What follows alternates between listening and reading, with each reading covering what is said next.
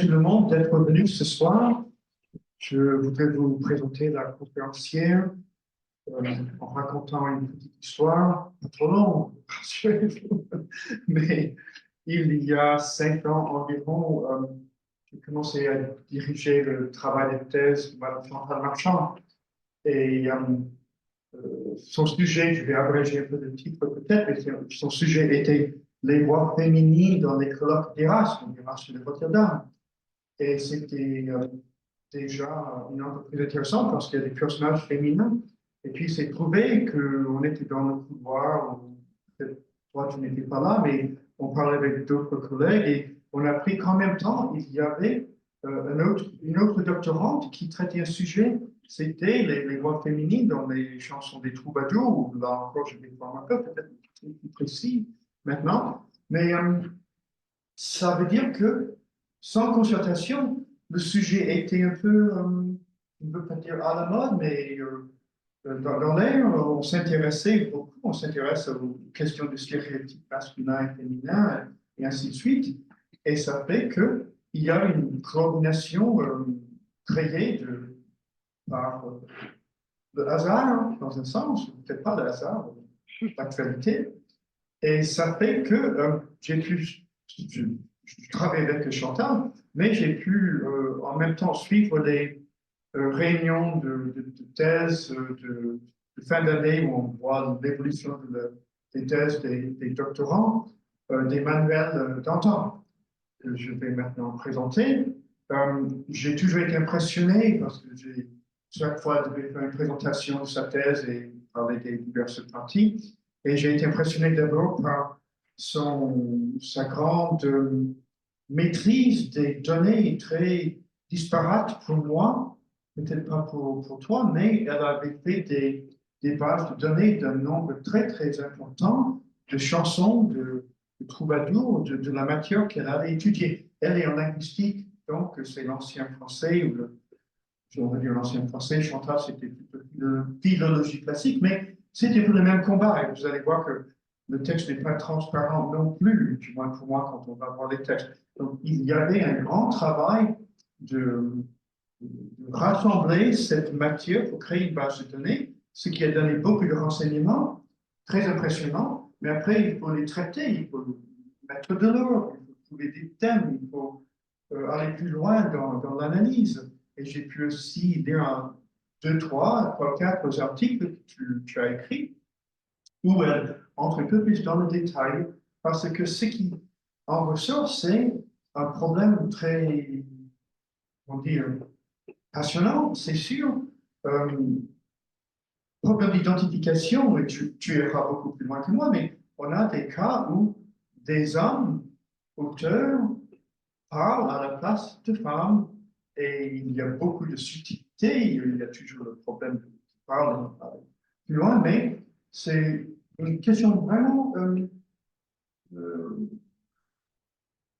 illuminante qui éclaire des difficultés de compréhension et de stéréotypes. Et donc, Emmanuel Dantan, à l'époque, tu étais déjà à TR à Strasbourg? Ou est-ce que tu étais thésard? Voilà. C'était contrat doctoral. Voilà, contrat doctoral. Maintenant, tu es ATR à Lille? À Amiens. À Amiens, à Amiens. Attaché temporaire d'enseignement et de recherche. J'espère que tu marcheras bien en linguistique. Donc, Chantal a soutenu sa thèse avec succès il y a 2 ans, environ 1 an et demi. Toi, c'était juste l'année dernière. On sent, vous allez beaucoup plus loin. Je vais passer le micro et la parole à Emmanuel Dantan.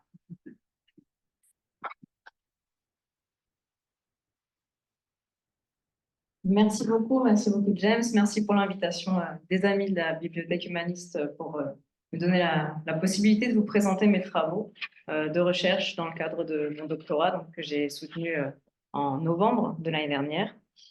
Donc, je vous propose une petite plongée dans le monde de la lyrique d'Oïl, dans le monde des trouvères au Moyen-Âge, et en particulier en lien avec donc, les voix féminines.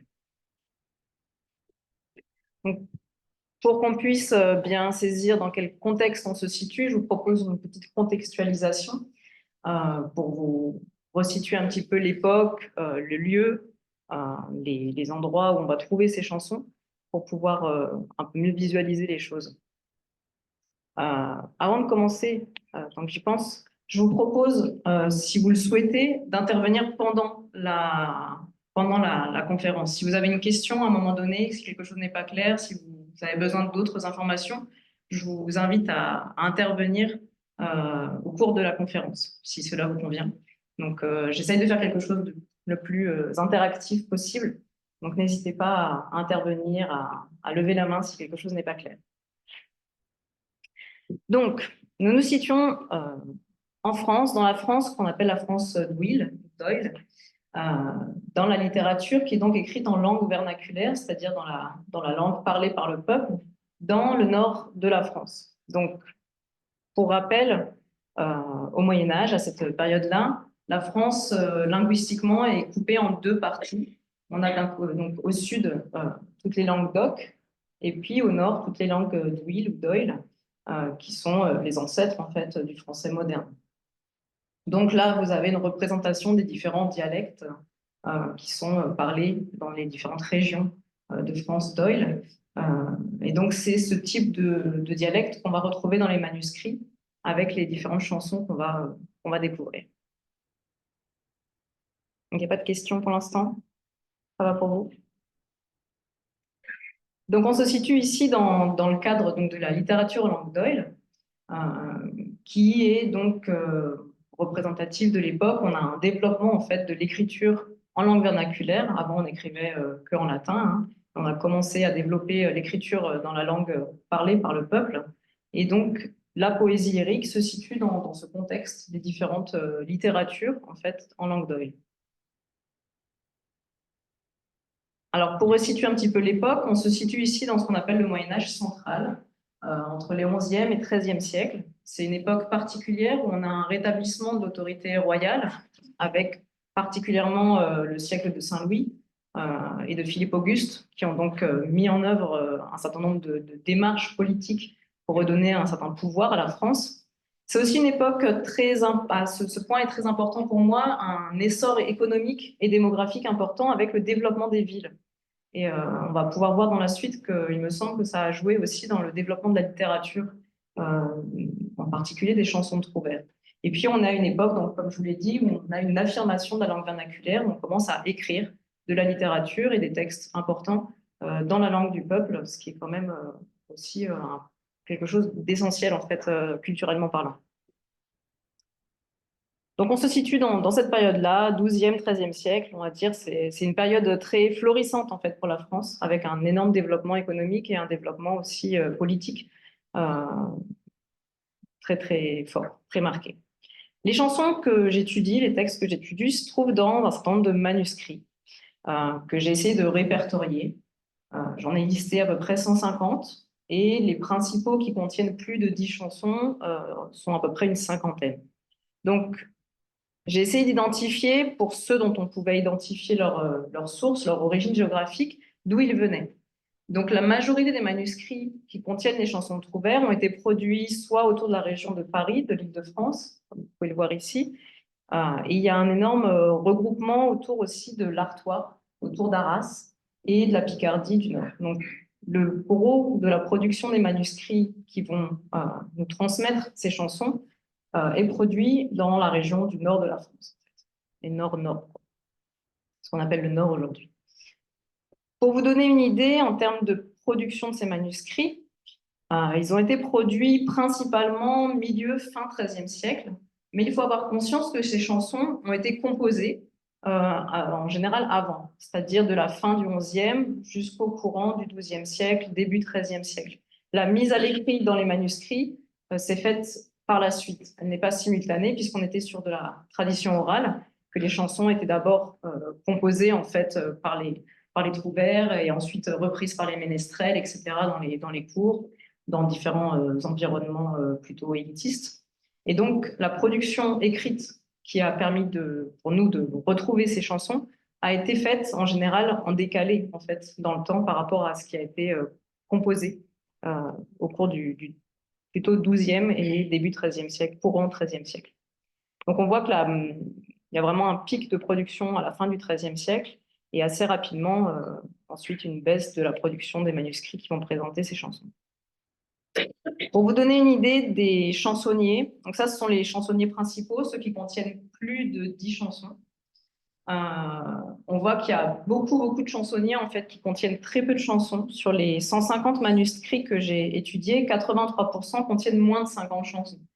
Donc, les chansons sont relativement disséminées dans beaucoup de manuscrits, parfois seulement 1 ou 2 chansons dans un manuscrit. Mais on a donc ces chansonniers qui sont des gros ouvrages qui peuvent contenir jusqu'à plus de 500 chansons présentes dans un seul manuscrit. Donc c'est pour ça qu'on les appelle des chansonniers. Ceux-là sont vraiment dédiés au recueil, à l'anthologie de poésie lyrique en langue vernaculaire. Et donc on est sur un corpus assez hétérogène avec différents types de manuscrits en fait. Je vous ai mis aussi donc des images de manuscrits pour vous montrer un petit peu à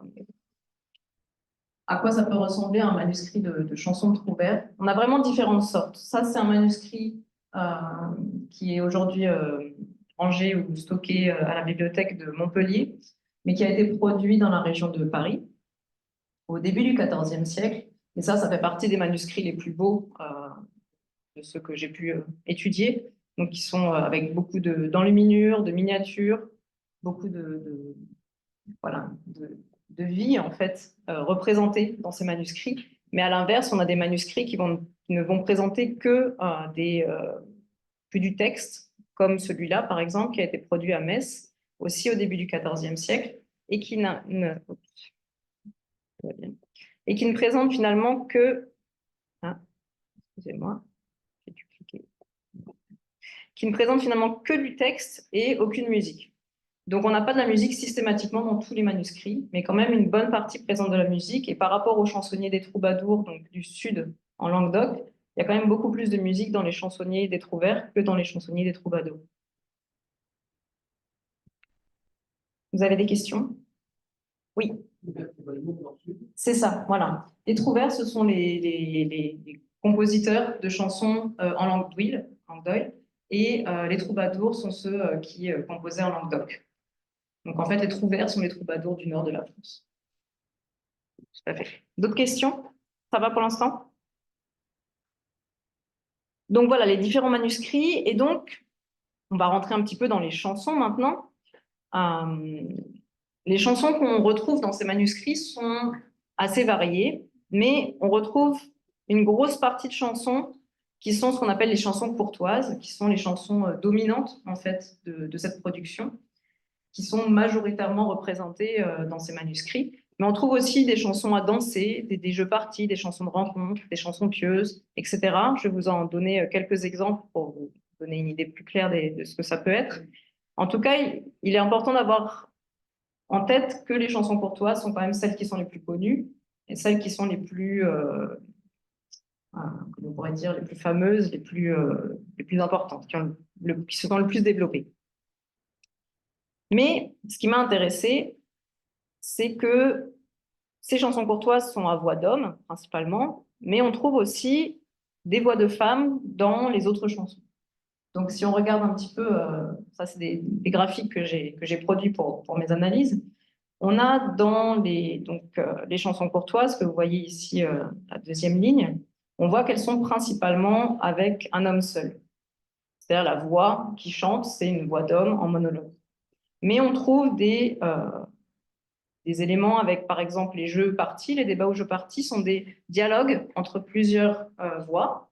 Il y a parfois plusieurs hommes qui échangent entre eux, mais on a aussi parfois des hommes et des femmes qui échangent entre eux. Et on peut voir que dans certains types de chansons, comme les chansons narratives ou les chansons de rencontre, ici, on a vraiment une grosse partie de chansons où on a un échange ou un dialogue entre un homme et une femme. Donc, il y a des chansons, des types de chansons qui vont faire apparaître des voix de femmes. Et donc, c'est ça qui m'a véritablement questionnée pour essayer de comprendre pourquoi on avait des voix féminines finalement dans ces chansons. Sachant qu'on est à une époque au Moyen-Âge où il est conseillé plutôt aux femmes de ne pas parler trop, d'éviter de s'exprimer pour ne pas dire de bêtises, et où c'est la voix masculine qui est quand même la plus importante. Donc, je vais vous faire écouter un petit peu.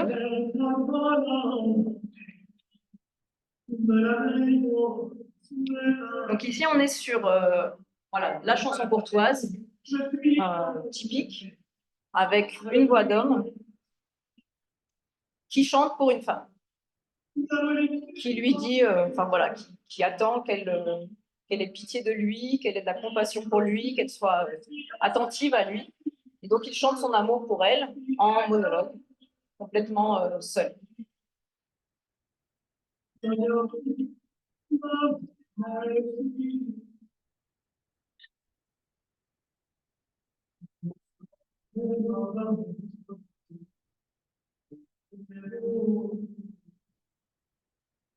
il dit, je sens les mots d'amour pour vous, est-ce que vous les sentez pour moi? Je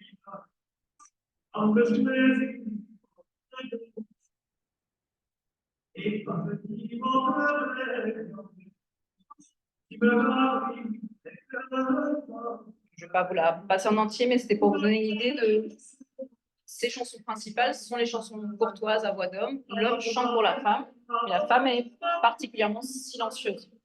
C'est en fait, la particularité de ces chansons, et ce qui est très, très exprimé dans ces chansons, c'est justement que la femme est silencieuse, qu'elle ne répond pas aux appels de l'homme, qu'elle est indifférente, et il aimerait qu'elle lui réponde. Mais elle ne lui répond jamais. C'est le principe de la chanson courtoise, où l'homme parle seul pour la femme.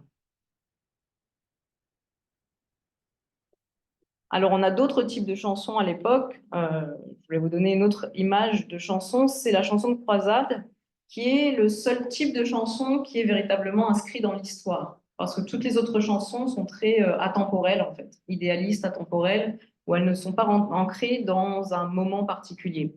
La chanson de croisade, c'est un type de chanson particulier. Il n'y en a pas énormément, mais elle est assez représentative quand même de l'époque, où là, on fait référence donc aux croisades. Ce sont des chevaliers qui sont partis en croisade avec Saint-Louis ou avec d'autres grandes personnalités.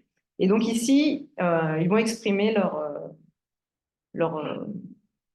soit leur attachement à la religion et au fait d'aller en croisade, soit leur tristesse d'être loin de leur amante ou de leurs amis, selon le type.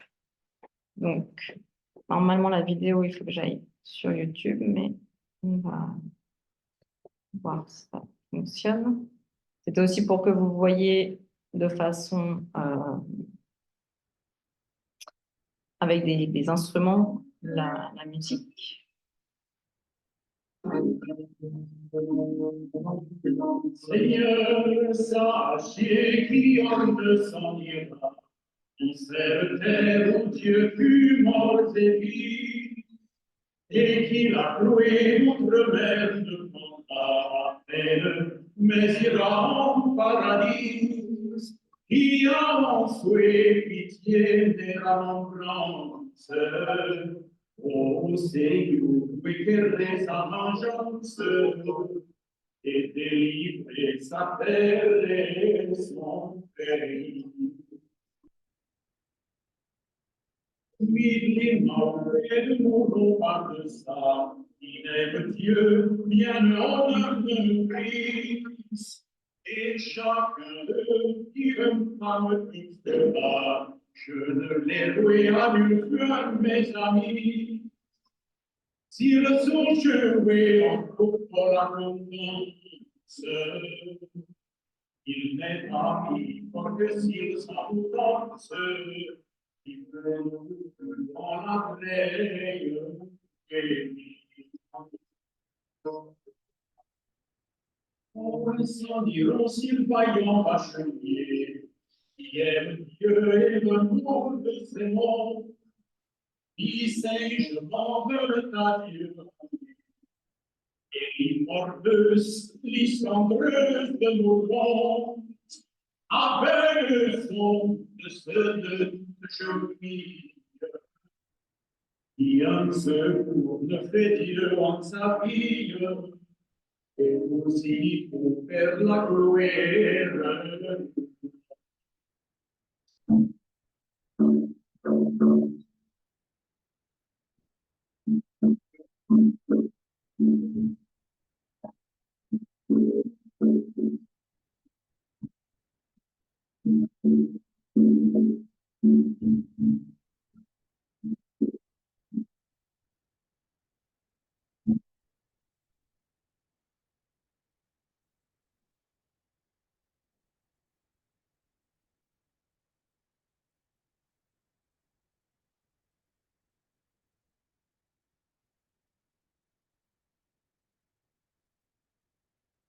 Alors, est-ce que vous avez identifié des mots dans le texte? Est-ce que vous avez reconnu quelques mots?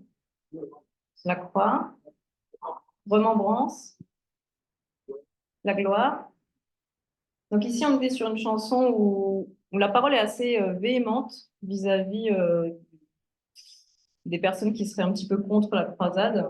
Il dit, voilà, il faut y aller, il ne faut pas avoir peur d'être loin de ses amis, loin de la femme qu'on aime, etc. C'est l'endroit où il faut être.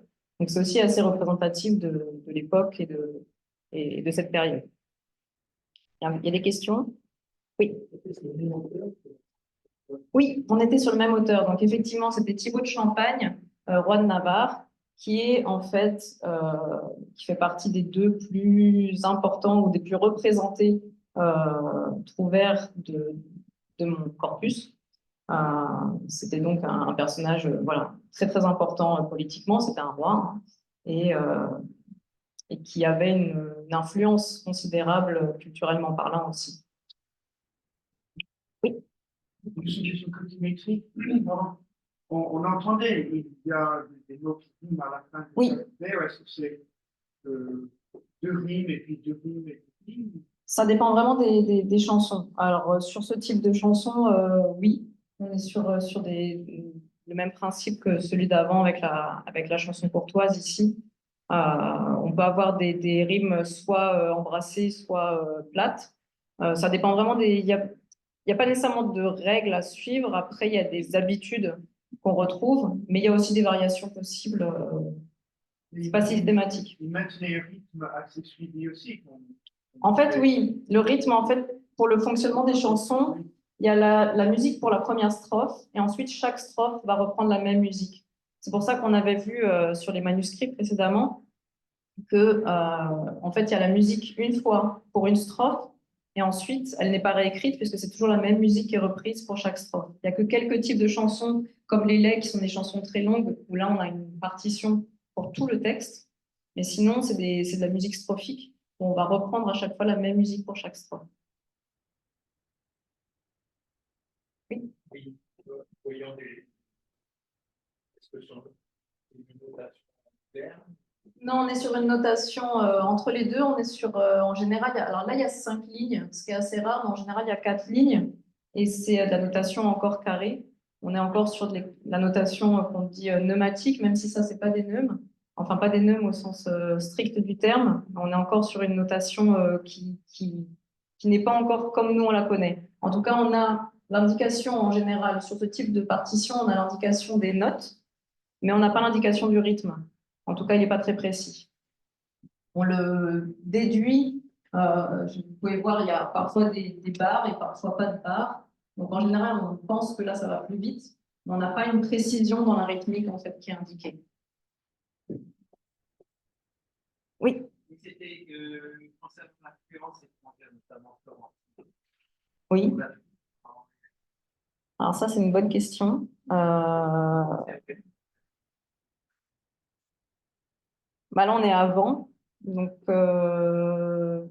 du coup, l'influence florentine, elle n'est pas présente à ce moment-là, en tout cas pas pour moi.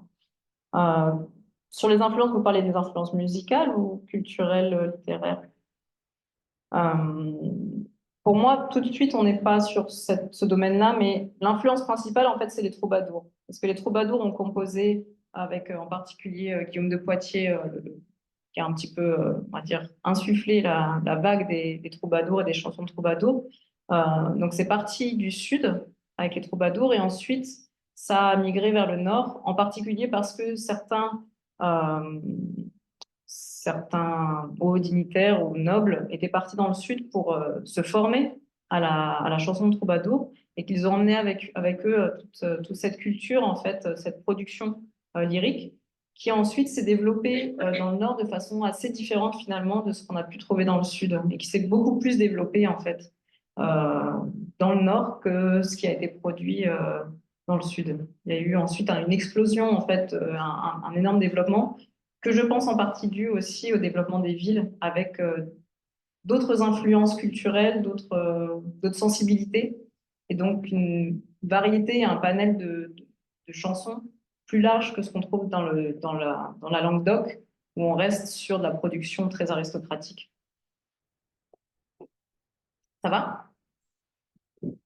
Alors, donc là, je vous ai montré deux types de chansons à voix d'homme, avec des monologues masculins, mais on trouve d'autres types de chansons. Donc, on va avancer. Donc, je vais vous montrer vous faire écouter d'autres types de chansons. En particulier donc des chansons qui vont faire intervenir des voix de femmes, en dialogue ici avec des voix d'hommes, en tout cas pour le jeu parti. Donc le jeu parti, c'est un principe on va dire de dispute au sens rhétorique du terme.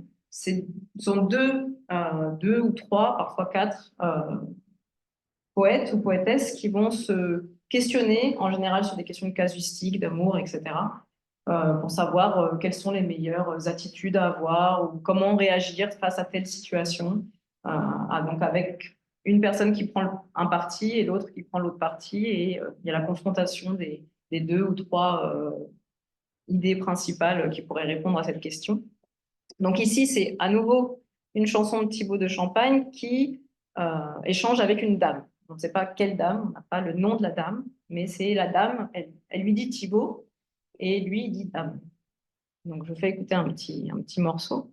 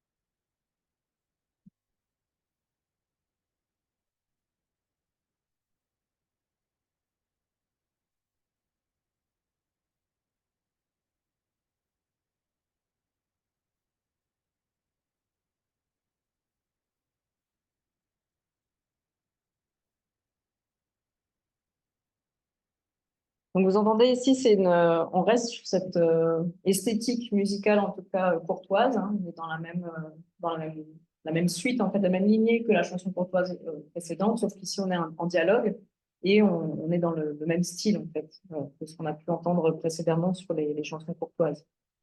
Maintenant, on a donc aussi des pastorelles.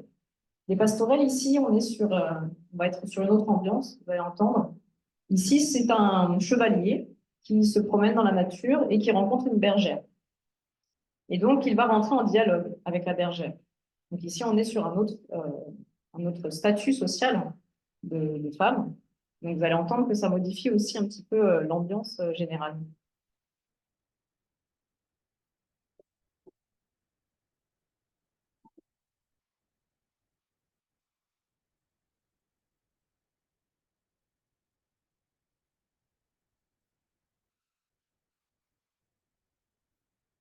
Vous entendez la flûte. Alors, Les instruments ne sont pas écrits sur les partitions. On n'a que la voix et les notes de voix. Donc, les musiciens actuels imaginent comment pourraient être les différentes sonorités, mais on a des représentations de musiciens avec des chanteurs. Donc, ce qui nous permet d'imaginer qu'ils ne chantaient pas sans instrument, mais qu'ils étaient certainement accompagnés. Et donc ici, ils ont fait le choix de mettre la flûte, qui est un instrument représentatif du monde pastoral, du monde des bergers, ce qui colle bien avec l'ambiance et l'histoire de la chanson.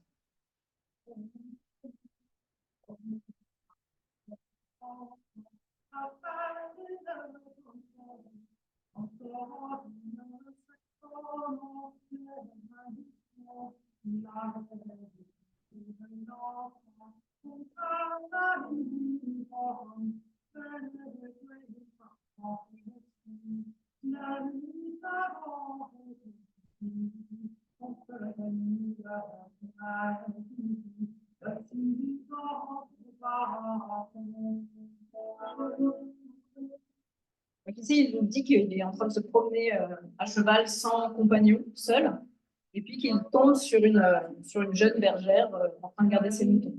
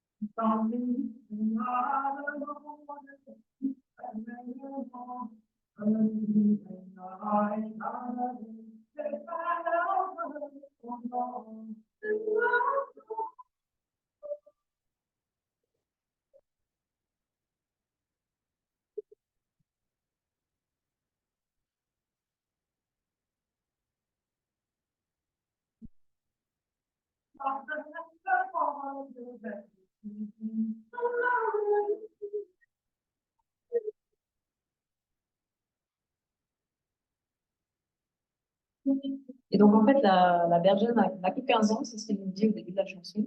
Et il essaye d'avoir ses faveurs. C'est le principe de base de la pastorelle. C'est le chevalier qui essaye d'obtenir les faveurs de la jeune bergère. Celle-ci n'a que 15 ans, elle ne comprend pas bien ce qui se passe et ce qu'il veut. Et donc, finalement, il l'emporte avec elle sur son cheval. Il ne le dit pas très clairement, mais on comprend que plus ou moins il la viole, ou en tout cas quelque chose de ce genre.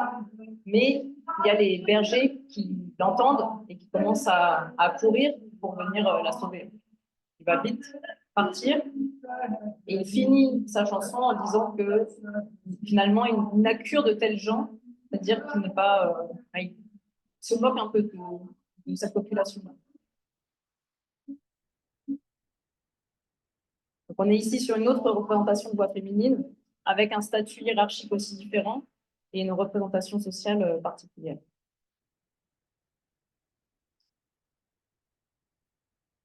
Et donc, je voulais vous faire écouter un troisième type de chansons, ce sont ce qu'on appelle les motets, qui sont des chansons où on va superposer finalement plusieurs voix musicales, mais aussi plusieurs voix textuelles. Donc, on va avoir différents textes qui vont se superposer. Et parfois, dans certains motets, on trouve une superposition de voix d'hommes et de voix de femmes. C'est le cas pour ce motet qui met donc en scène deux voix d'hommes et une voix de femme au milieu qui dit à son mari que finalement il peut s'en aller, qu'il n'est pas aussi intéressant que l'amant qu'elle a, et qu'en plus il est toujours en retard, il n'arrive jamais, et donc elle va, elle, partir voir son amant.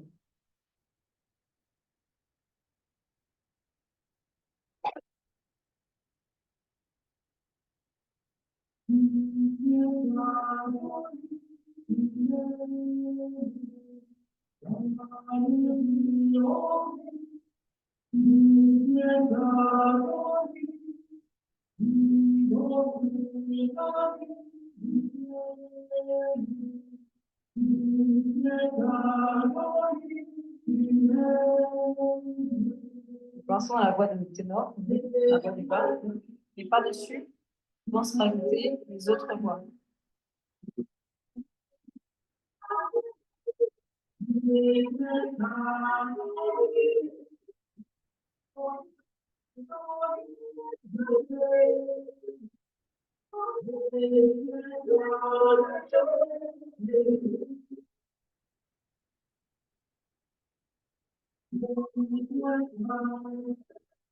Dans la troisième voix se rajoutent deux précédentes.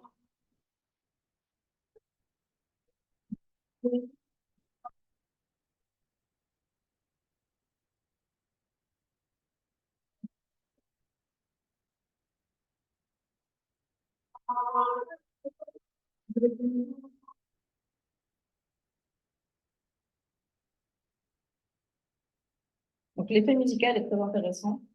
Par contre, quand on a les trois voix qui se superposent, on a du mal à distinguer en fait le texte de chaque voix. C'est quelque chose qui questionne, parce qu'on n'a pas encore toutes les réponses à ce système de chansons.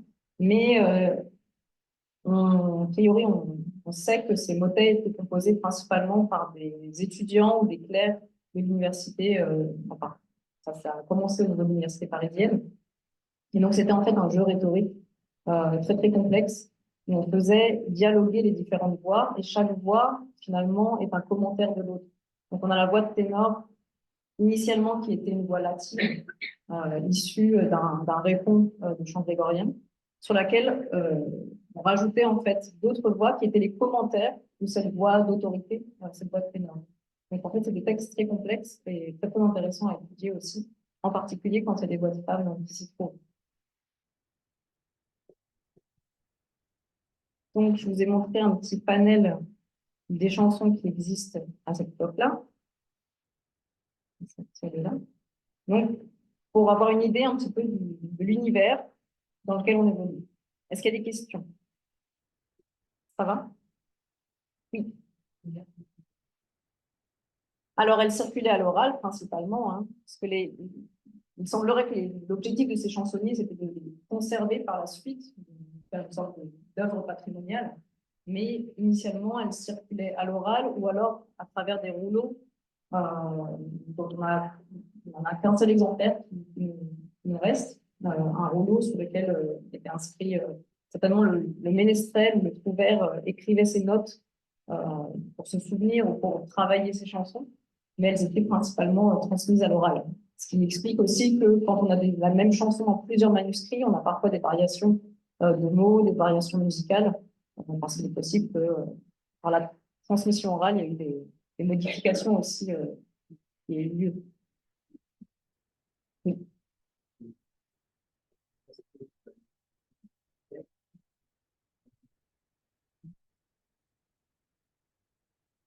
Mhm. Oui. Oui. Par exemple, se pose la question, quel est le meilleur morceau? Oui, oui, tout à fait. Oui.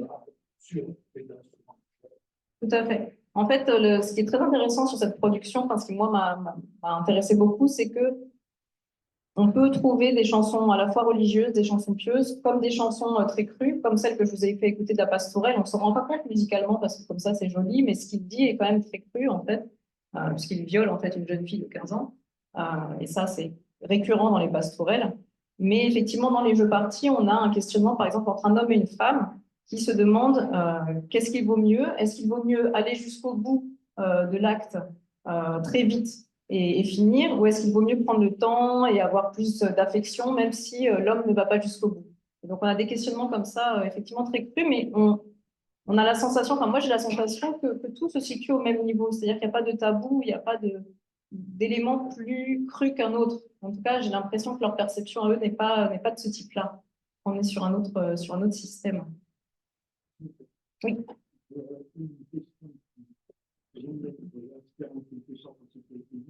Est-ce qu'il y a des chansons de type politique et de contestation sociale, puisque nous savons qu'il y a pas mal d'éléments sociaux aussi? Oui, il y en a très peu. On trouve c'est souvent ce qu'on appelle des servantoirs. C'est un type de chanson qui vient des troubadours, les Cervantes. C'est la même source, enfin, en tout cas la même inspiration.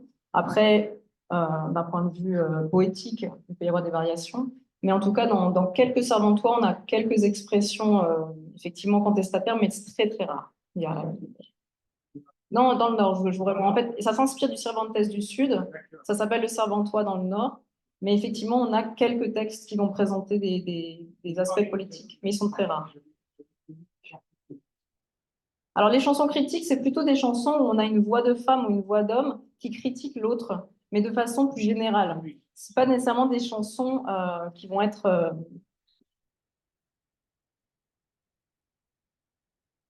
le Zoom, il a arrêté, j'ai l'impression. Ah, la connexion, peut-être. Non, je sais pas. Donc, en tout cas, il faut regarder ça. Les chansons qui sont vraiment ancrées dans l'histoire, comme je le disais, sont vraiment très rares. Je n'ai pas comptabilisé, mais s'il y en a 10, c'est vraiment un maximum. C'est vraiment des chansons qui sont atemporelles, qui sont idéalisées d'une certaine façon. Oui,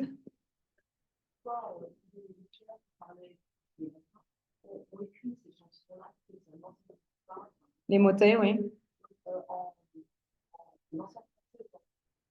C'est une bonne question. Bonne question. Oui. On analysé récemment, j'ai eu la chance d'interviewer il n'y a pas longtemps avec Camille Galvez, Michel Saint, qui a sorti son ouvrage sur parler aux anciens. Oui. Et effectivement, l'explication fait que les clercs ne sont pas tous des copains, des gens simples, bien au contraire, qui parfois sont même des gens critiques, en ont besoin pour avoir une simple raison que nous sommes dans une société. Et que si, en fait, je parle de pourquoi ils écrivent, ce sont des intérêts qui écrivent en langue vulgaire pour tout simplement les avoir parmi l'Église étant à la recherche de conversion et d'évangélisation, on utilise la langue, même si on est latiniste. Là, c'est pas très chrétien quand même. Non, c'est pas chrétien. Mais c'est un élément qui explique. Et d'ailleurs, il donne, vous avez là, on a parlé de fluidité, un certain nombre de chansons, des pastorelles, comme vous l'avez fort justement dit, et qui sont écrits, et même dans les compositeurs étant souvent des gens qui sont parfois aussi des gens issus des milieux non latinistes, etc. Je peux te dire qu'en matière de réponse, de critique des violeurs en quelque sorte, de ces chevaliers, ils ont fait aussi pas mal. Oui. En fait, j'étais en train de réfléchir en même temps. J'ai l'impression que écrire dans la langue vulgaire ou dans la langue vernaculaire, c'est peut-être aussi une forme d'exutoire et ça évite aussi peut-être d'utiliser la langue latine plus pure de façon négative, ou comment je pourrais expliquer ça. Le faire en langue vernaculaire leur permet de dire plus de choses que s'ils utilisaient le latin.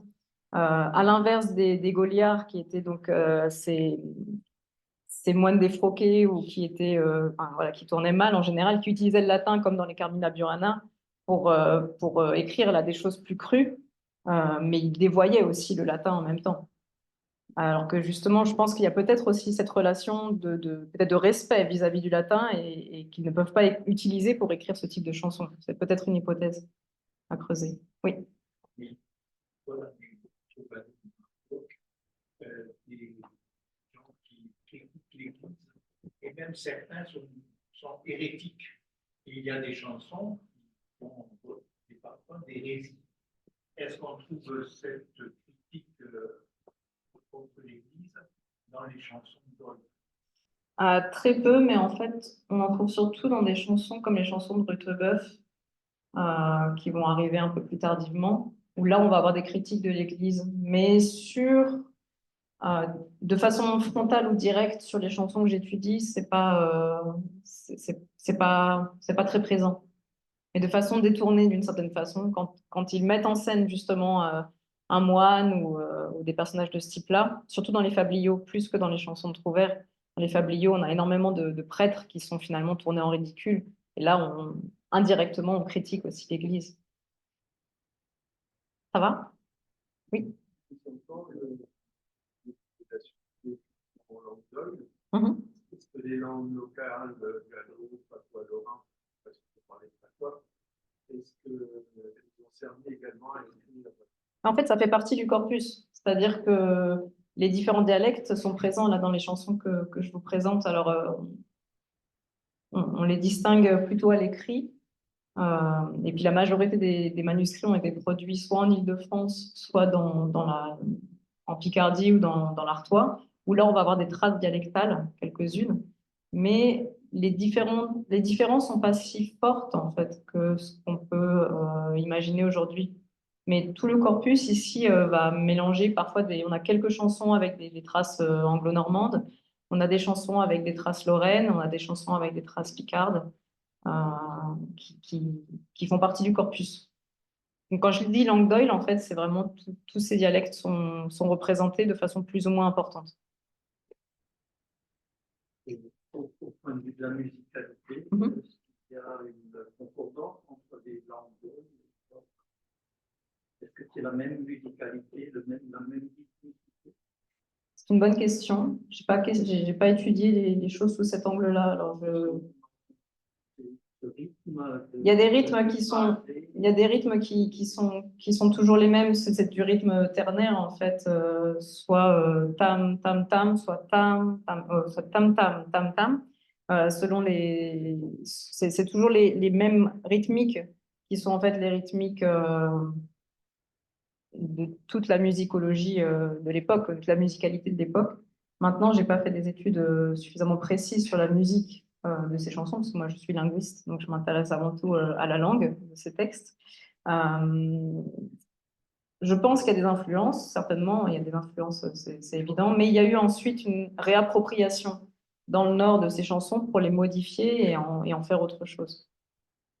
Mais il faudrait poser la question à un musicologue plus averti que moi. Donc, c'était pour vous mettre un petit peu dans le contexte. Maintenant, je vous propose de rentrer véritablement dans la question. Donc, pour comprendre de quelle façon moi j'ai travaillé et quel était mon angle de travail, ma perspective d'études scientifiques, donc j'ai d'abord fait un travail qu'on pourrait dire socio-littéraire pour comprendre justement ce contexte, là ce qu'on vient de faire rapidement, pour comprendre les manuscrits, d'où venaient ces chansons, dans quel univers ils circulaient, qui les produisait. Et ensuite, j'ai porté mon regard linguistique plutôt sur les textes, avec une perspective qu'on dit d'analyse du discours, c'est-à-dire qui mêle la réflexion sur les textes en lien avec leur ancrage social. Donc, mon questionnement, c'était de savoir quels étaient les discours portés par ces voix féminines, euh, qu'est-ce qu'on leur faisait dire ou qu'est-ce qu'elles disaient, et qu'est-ce que ça pouvait éventuellement comment ça pouvait nous éclairer sur la représentation de la femme de cette période. Donc, nos voix féminines. J'ai essayé de savoir quelles étaient les voix féminines représentées, parce qu'on n'a pas une représentation de toute la population. Pourquoi on mettait en scène des voix féminines et comment? Alors, je vous présente tout d'abord les voix principales, en tout cas les personnages principaux qui apparaissent dans nos chansons. Donc, bien évidemment, la Dame courtoise, hein, c'est le premier personnage principal, mais qui est finalement le moins audible, puisqu'elle est caractérisée par son silence. Donc, on en a ici un exemple. Donc, il chante pour la plus belle qui soit au monde, car son amour, tout le temps, le rend joyeux, en fait. Et donc, cette dame courtoise, c'est le personnage phare des chansons de Trouvert. On a à côté de ça un autre personnage très important et qui est un petit peu l'idéal féminin incarné par la Vierge Marie. Donc, on peut voir la Vierge du ciel, claire et pure, qui est donc née sans une virginité finalement abîmée.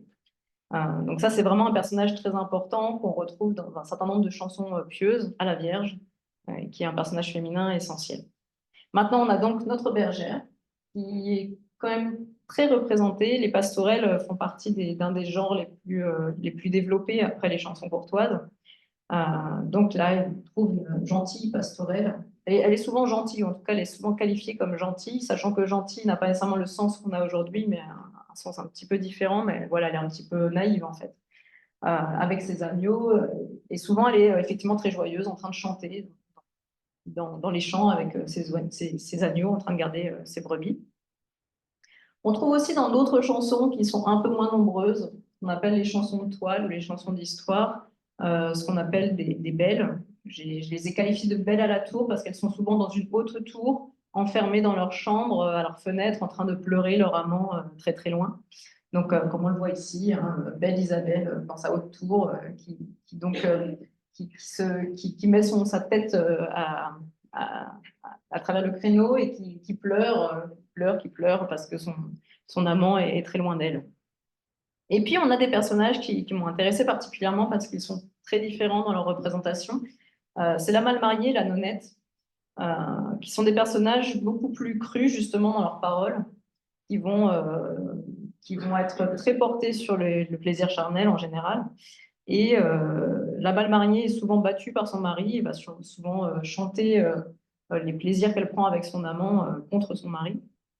Et on a donc la nonnette, donc une jeune nonne qui en général n'est pas très heureuse d'être au couvent et qui va assez souvent retrouver un jeune moine dans les prés pour batifoler.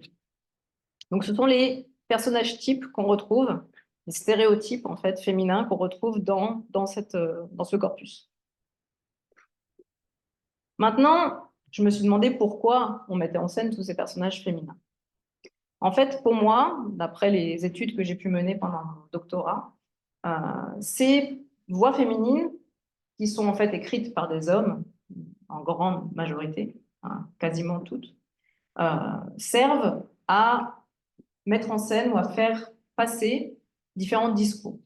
On a le discours dominant, le discours de la courtoisie, qui va en général utiliser la voix féminine pour illustrer l'idéologie courtoise à travers des formules moralisantes, sentencieuses, doxiques, donc, qui reprennent les idées de la doxa courtoise.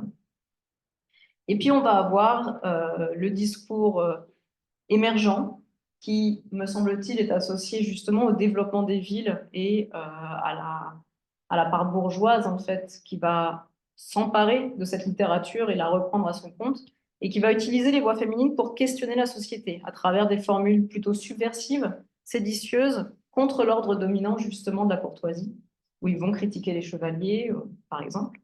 Et puis, on va utiliser aussi la voix féminine pour ridiculiser les personnages féminins à travers des formules popularisantes, vulgaires, triviales, qu'on va retrouver en particulier chez les mal mariés, par exemple, ou chez les nonnettes, qui ne les mettent pas vraiment en valeur. Donc, je vais vous donner à entendre ces idéologies pour vous montrer un petit peu en quoi elles consistent. Donc, on a l'idéologie courtoise avec, bien évidemment, avant tout la chanson courtoise. Ils vont aussi produire des pastourelles, hein, comme Thibaut de Champagne, c'est qu'on a entendu, des chansons pieuses, etc. Mais avant tout, dans l'idéologie courtoise, la dame courtoise, elle doit être belle, bonne et sage, surtout silencieuse, parler le moins possible et être la plus raisonnable possible. Alors, je vous fais écouter une musique qui n'est pas exactement de la période, qui est du XIVe siècle, mais qui poursuit finalement, qui reprend cette idéologie courtoise, qui continue à la faire vivre. La vidéo m'intéressait aussi pour les instruments qui étaient présentés, ça vous permettait de voir un petit peu aussi la musique mise en scène par les instruments d'époque.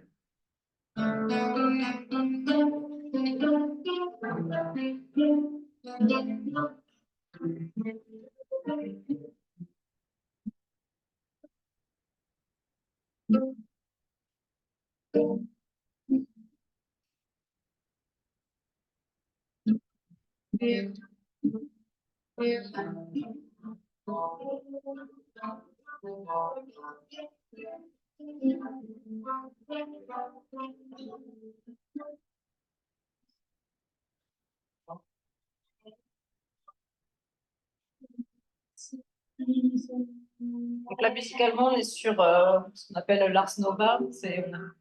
a quitté, elle commence à changer de style musical de ce qu'on avait précédemment.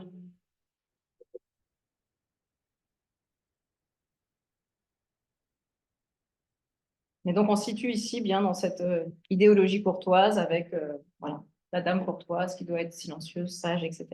Et puis, il me semble, enfin, de ce que j'ai pu observer et de ce que j'ai pu comprendre du contexte, qu'on a cette idéologie bourgeoise qui va se développer dans les villes principalement autour de ce qu'on appelle des puits. Ce sont des sortes de confréries de poésie qui vont organiser des concours de poésie, etc. Un des puits les plus importants, c'est le puits d'Arras qui va, par exemple, faire connaître des poètes comme Jean Baudel ou euh, Adam de la Halle, que vous avez peut-être déjà entendu. Et donc, dans cette idéologie bourgeoise, qui est donc le discours émergent, qui va émerger face au discours dominant de la courtoisie, la voix féminine est souvent utilisée comme voix de la subversion, justement pour critiquer l'ordre établi. On a un cas de chanson, pour répondre à la question de tout à l'heure, un cas de chanson où une voix féminine, justement, parle d'aspects politiques, où elle critique les Flamands qui sont venus sur les contrées du Nord pour voilà, faire du bazar, etc. Et donc, on a ici cette voix féminine qui est utilisée au service, il me semble, de cette idéologie bourgeoise pour critiquer des aspects politiques. Et on a aussi la voix féminine qui va être utilisée pour être plutôt pour exprimer des choses plus triviales, plus vulgaires. On peut se demander si c'était véritablement pour les ridiculiser ou pas, mais c'est l'impression qu'on peut en avoir. Donc, je vous fais écouter une chanson que je trouve très bien interprétée, enfin, il me semble qu'elle est interprétée de façon très juste, euh, qui dit, donc, mon mari est trop jaloux, de toute façon, il est pas intéressant et je vais le faire cocu parce que, voilà, il est vilain et c'est pas un bon mari. Et donc, c'est cette chanson, à voix de femme.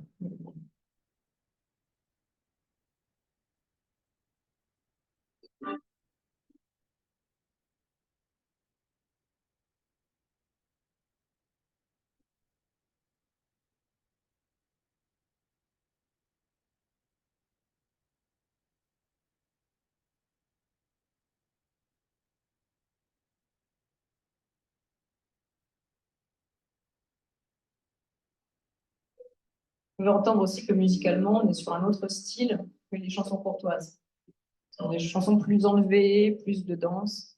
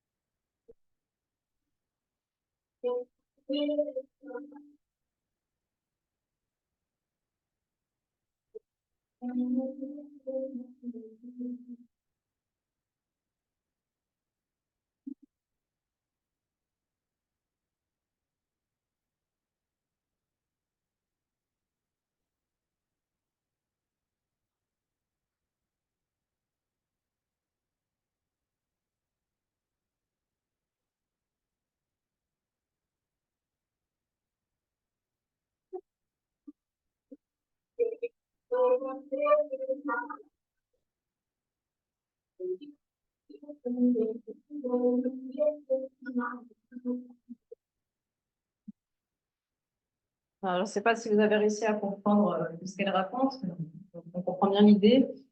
Son mari n'est pas, voilà, pas très intéressant, elle préfère aller chercher un amant. Et donc, on peut voir à travers ce type de chanson, bien évidemment, une critique des mauvais maris. Euh, c'est amusant, c'est distrayant.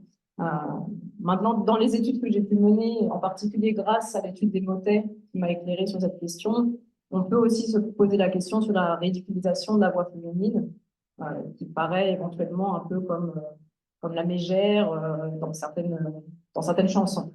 Ici, c'est plus ou moins évident, peut-être pas nécessairement, mais ça fait partie aussi des questionnements que j'ai pu avoir. Bien sûr. Oh, bien sûr, le Moyen-Âge, c'est extraordinaire comme période qui est autorisée. Le XVIIe siècle n'est pas encore arrivé. En fait, là, c'est de toute façon produit par des hommes et c'est probablement chanté aussi en partie par des hommes, pas seulement, parce qu'on a aussi on trouve alors, dans des traces historiques, pas beaucoup, mais en tout cas dans des romans qui racontent des histoires plus ou moins en lien avec la période. On trouve des chanteuses professionnelles, des ménestrels professionnelles qui sont mises en scène dans les romans. Donc, on peut imaginer qu'elles existaient aussi dans la vraie vie. Mais pour moi, ce qui est extraordinaire à cette période, en particulier au XIIe et XIIIe siècle, c'est cette possibilité en fait de texte, de littérature. C'est absolument extraordinaire tout ce qu'on trouve dans la littérature médiévale. On sent qu'il n'y a pas de tabou, justement, il n'y a pas de critique de beaucoup de choses. Et tout est possible. Et dans les églises aussi, hein, on a les fêtes des fous, qui sont des fêtes absolument extraordinaires, où on fait rentrer des ânes dans l'église avec le cocu du village qui est sur l'âne, et puis on mange des saucisses sur l'autel, tout ça. Enfin, c'est une période, en fait, qui est bien plus ouverte et lumineuse que ce qu'on imagine, parce qu'en fait, c'est le XIVe siècle, avec la guerre de 100 ans, avec les famines, avec la peste, etc., qui est devenu beaucoup plus sombre, et qui a donné cette image très sombre du Moyen-Âge. Mais il me semble, pour moi, à travers la lecture de tous ces manuscrits et de toute cette littérature, que le XIIe et le XIIIe siècle sont des périodes très lumineuses, en fait, où justement tout est possible.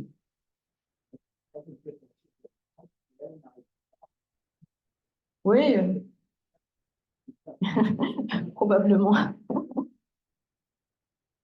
Donc voilà, je vous ai montré les deux discours, on va dire, dominants de cette période. Et puis moi, je me suis intéressée à des chansons qui présentaient des voix féminines, mais très très différentes de tout ce que j'ai pu vous faire entendre, et qui apparaissent dans des manuscrits bien particuliers. Ce sont des manuscrits qui semblent attachés à des couvents, des monastères. Ces manuscrits où on trouve des règles bénédictines pour des femmes, on trouve des textes religieux, et où on trouve aussi des chansons à voix de femmes.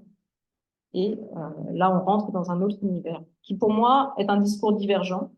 Alors, on peut se questionner sur ces voix féminines, s'ils sont de vraies voix féminines ou pas, en particulier parce que la musique que je vais vous faire écouter, qui est là, c'est un petit peu fort, j'ai pas la main sur ce son-là. Les voix féminines qu'on entend, en fait, sont en partie aussi rédigées par des hommes. En tout cas, cette chanson-là, celle que je voulais vous faire écouter, je vais voir si j'arrive à le faire après. On sait que ça a été produit par un homme, mais c'est une chanson à voix de femme. Par contre, il y a d'autres textes, comme ceux que je vous ai mis en couleur ici et qui sont tirés, en fait, par exemple, de ce type de manuscrit, qui, à mon avis, sont produits par des femmes. Parce qu'on est sur un manuscrit donc, avec une règle bénédictine à destination de femmes et avec tout le manuscrit écrit en voix de femme, que ce soit pour les textes religieux et pour les chansons. Et on voit par exemple ici, alors peut-être c'est pas évident, on a chanson en flamand les cœurs de tous vrais amants. Alors, c'est effectivement ici au masculin, mais finalement, la chanson s'adresse à Jésus et s'exprime de la part d'une voix féminine qui considère Jésus comme son époux. Donc, clairement, dans l'idée voilà, du monastère. Donc, ces textes m'ont particulièrement intéressée parce qu'il me semble qu'on est ici sur un discours divergent par rapport aux deux autres discours finalement dominants, qui est beaucoup plus ancré dans la dévotion et le mysticisme, avec une écriture que j'ai qualifiée de flamboyante, un petit peu à l'image des cathédrales, en fait, de style flamboyant, gothique flamboyant, parce qu'on est sur une écriture que je trouve, en termes de sensibilité, beaucoup plus colorée, beaucoup plus diversifiée, avec beaucoup de références à la nature. Vous pouvez voir ici, par exemple, Très doux Jésus, donc Benoît le Nom emmiellé, ça. Rosier d'amour, qui nous en coloré, Doux Vermignon, qui est tellement enflammé, qui fait les cœurs se mouvoir, en fait, se réagir. Et mon Jésus d'un cœur tout enflammé, jusqu'à ce que nous soyons en lui transfigurés. Et on est sur une écriture qui est complètement différente d'un point de vue stylistique de tout le reste de la lyrique. La lyrique Doyle est quand même très stéréotypée dans son écriture. Il y a quelque chose d'un petit peu mécanique et d'un petit peu répétitif. Et ici, sur ces textes-là, on a une écriture complètement différente. Vous voyez, Jésus, verger d'épices, notre vie, notre amour, notre soleil, doux Dieu de jalousie, quand vous verrez, c'est quelque chose pour moi, de très flamboyant, en fait, de très lumineux, complètement différent de ce qu'on trouve ailleurs. Alors, je vais voir si j'arrive à vous faire écouter un petit extrait.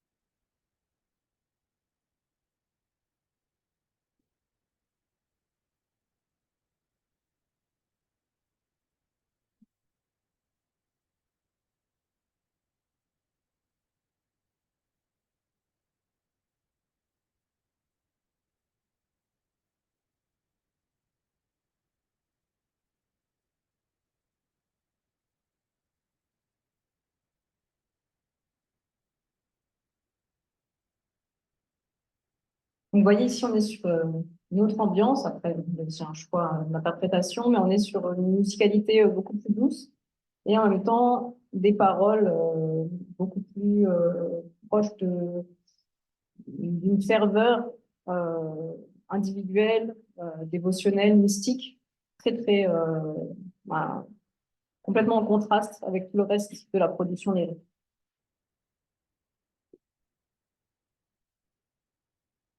Donc finalement, les conclusions que j'ai tirées que je vous ai montrées, maintenant, on pourrait se questionner, mais pourquoi cette étude et pourquoi tout ça, à part pour aiguiser un petit peu, ou un petit peu enrichir notre curiosité. Il me semble que cette réflexion peut aussi être intéressante pour l'interprétation de ces musiques et se questionner sur la façon dont on met en musique ces différents textes. On va faire une petite expérience ensemble. Je vais vous faire écouter différentes interprétations d'une chanson. Et je vais vous demander, après chaque interprétation, les images qui vous viennent à l'esprit. Donc, il n'y a pas d'image à regarder. Vous pouvez fermer vos yeux si vous voulez pour vous plonger plus dans l'univers. Je vais vous faire écouter donc différentes interprétations et vous allez me dire ce que ça vous représente, les images qui vous viennent là où vous vous trouvez quand vous entendez les musiques.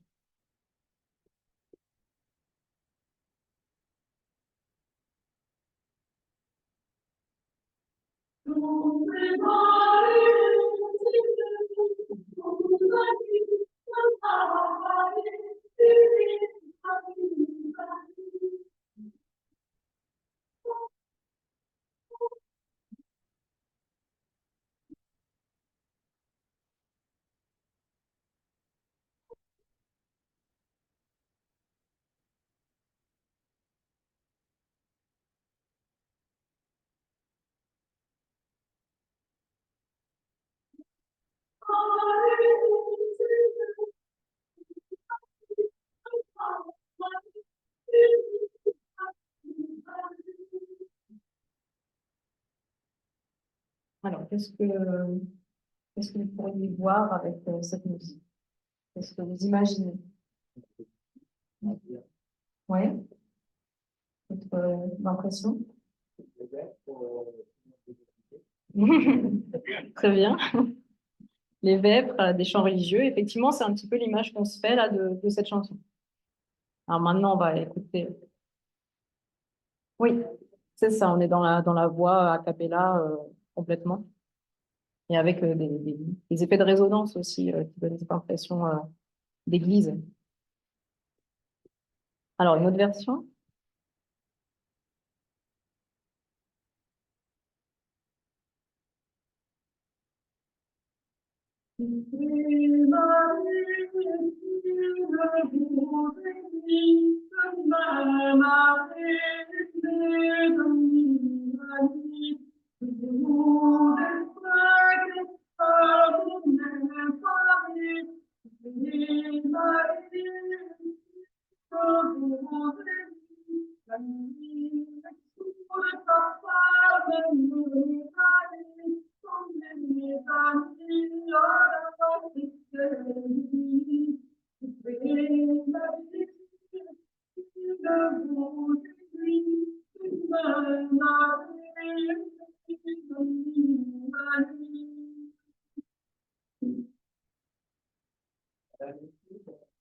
Oui, lamento, lamentation. D'autres images, d'autres univers. Vous êtes dans cette idée-là, vous avez cette impression de lamentation. Effectivement, c'est l'impression qu'on a. Alors, c'est toujours la même musique, hein. Une autre version.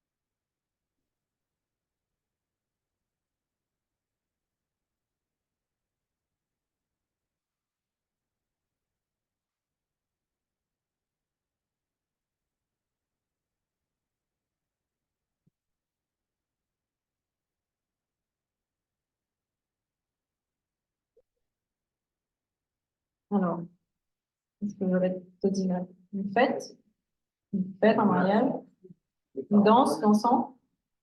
OK.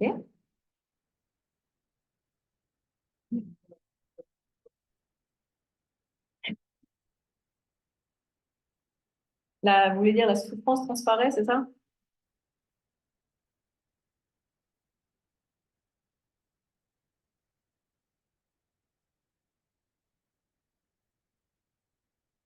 Bon, on va en rediscuter après le texte, une fois que je vous aurai fait écouter toutes les interprétations. C'est pas mal, si vous voulez.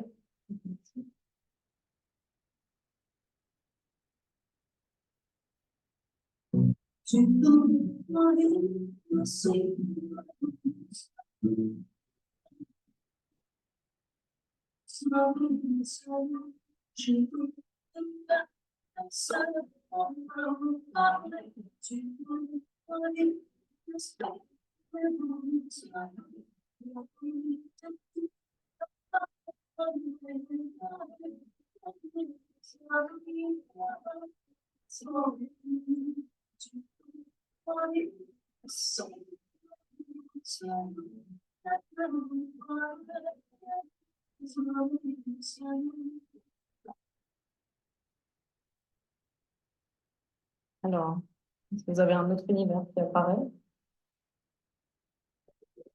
Voyage? Voyage où? Lointain? Oui, c'est islamisant, on a quelque chose de plus oriental, hein. On a une inspiration beaucoup plus orientale, qui n'est pas impossible et pas incompatible avec le Moyen-Âge, puisqu'on est dans une période de fort contact avec les croisades et avec aussi, en Espagne, hein, la présence en fait, hein, des califats, hein, qui fait une très très forte connexion en fait, avec le monde oriental et qui explique que plusieurs artistes interprètent aussi les musiques médiévales avec la sonorité byzantine ou orientale. Ils ne sont pas absurdes, hein. Alors, une dernière version.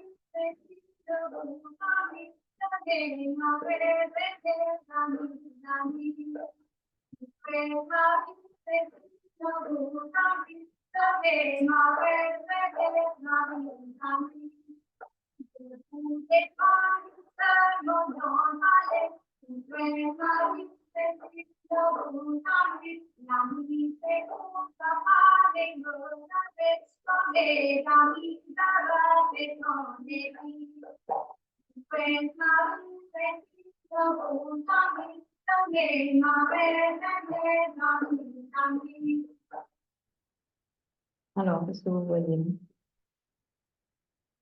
Une fête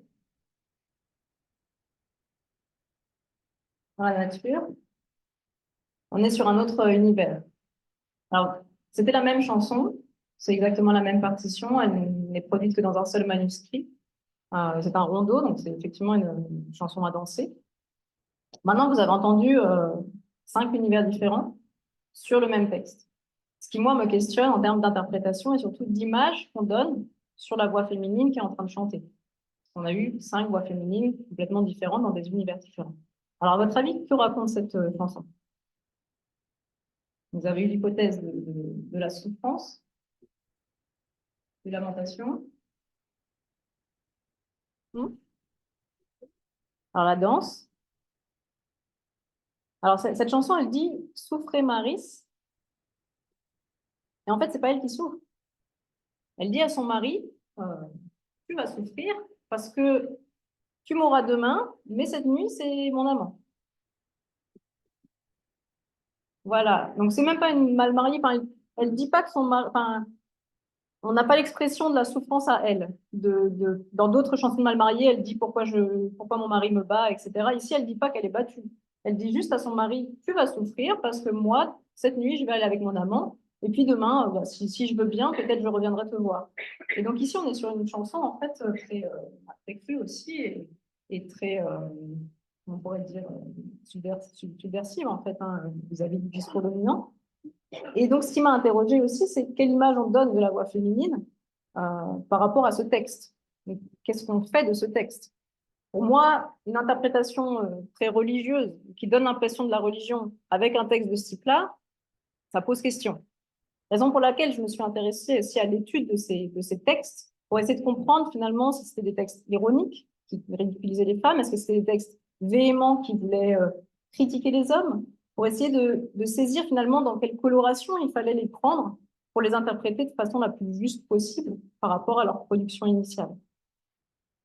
Donc, je vais m'arrêter là pour ma présentation. Si vous en voulez plus, vous pouvez, si vous le souhaitez, regarder la soutenance de thèse qui est un petit peu plus pointue, un peu plus courte aussi. Donc, sur YouTube, il y a une vidéo. Vous pouvez aussi aller farfouiller sur ma base de données des chansons, sur laquelle vous pourrez aller chercher les différents manuscrits, par exemple, qui ont été produits, et chercher les chansons qui s'y trouvent. Vous avez par exemple ici tous les chansonniers purs, c'est-à-dire les anthologies qui ne contiennent que des chansons et rien d'autre, parce qu'on a aussi des manuscrits qui contiennent des chansons des fabliaux, des textes religieux, des textes juridiques, enfin, plein de variétés possibles.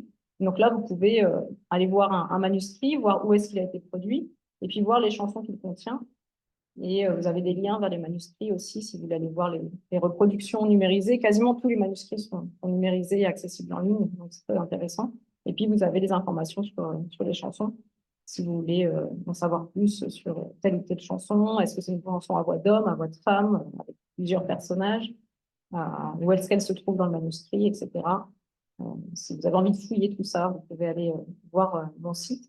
Et puis, je mettrai à disposition, si c'est possible, le diaporama que je viens de vous présenter, si vous voulez le reparcourir ou regarder d'autres choses. Voilà, je vous remercie et puis je suis ouverte à vos questions.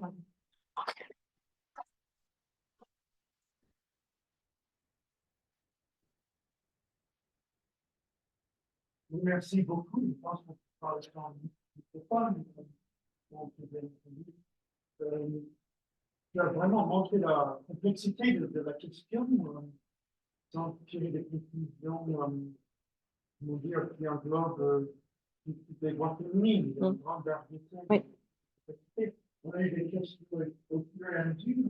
Il doit y en avoir d'autres, certainement. Il y a des questions qui vous font poser un peu, oui. Vous avez des chansons grégoises,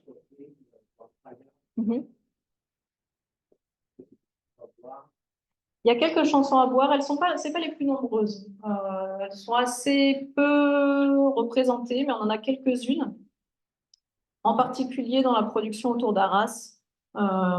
C'est souvent des chansons produites par Adam de la Halle, Jean Baudel, ce groupe-là en fait de poètes autour du Puy d'Arras, où on a un petit peu de chansons à boire surtout. Pas trop de chansons vraiment grivoises au sens où nous on l'entend.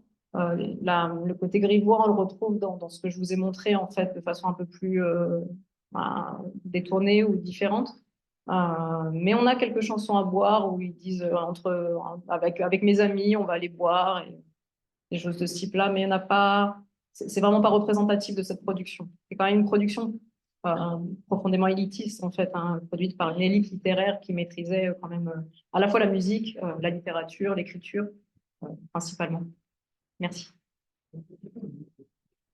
Il a bien fait partie du groupe germanique. Oui. Les recherches ont été faites. Alors, il y a probablement des recherches. J'aurais aimé faire les comparaisons entre les deux, mais à un moment donné, on doit s'arrêter. Il y a les Minnesänger, en fait, qui sont le pendant des trouvères et des troubadours au niveau germanique, et qui ont des chansons assez similaires. On retrouve des pastourelles un peu dans le même état d'esprit. On en trouve beaucoup dans le Codex Manesse, qui est à Heidelberg, non, à Heidelberg, je crois. En tout cas, on retrouve des chansons du même type en langue germanique. Alors, maintenant, je n'ai pas eu le temps d'aller voir où est-ce qu'ils avaient été produits, s'il y avait eu de la production au niveau de l'Alsace ou si on est sur des territoires plus ancrés à l'Est. Mais en tout cas, on a le pendant en fait, germanique, les Minnesänger, qui ont des chansons du même type, avec aussi des chansons à voix féminine, un petit peu dans du même acabit, on va dire, avec les mêmes colorations, le même type de discours. D'autres questions? Oui. Dans une des dernières chansons que vous nous avez présentées, c'était l'histoire de la dame qui dit à son mari, c'est pas cette nuit, ça sera avec ton moment, pas avec toi. Je pense que toutes ces chansons, pour bien comprendre, je pense qu'il faut comme vous parliez de contextualisation, il faut bien contextualiser. Et là, par exemple, moi je suis historien, donc j'ai vu les textes de la vie seigneuriale et les droits seigneuriaux. Et le droit de cuissage n'est pas un vrai mot. C'est quelque chose qui est inscrit dans les textes, c'est-à-dire que la première nuit du mariage ne se passe pas avec le mari, c'est avec le Seigneur. Ça fait partie de ces droits qu'il exige, au même titre qu'on doit payer à la fin à la Toussaint, qu'on doit payer tant de sacs de blé, etc. ça fait pas. Il le met dans le même lot, c'est quelque chose, ce n'est pas une invention.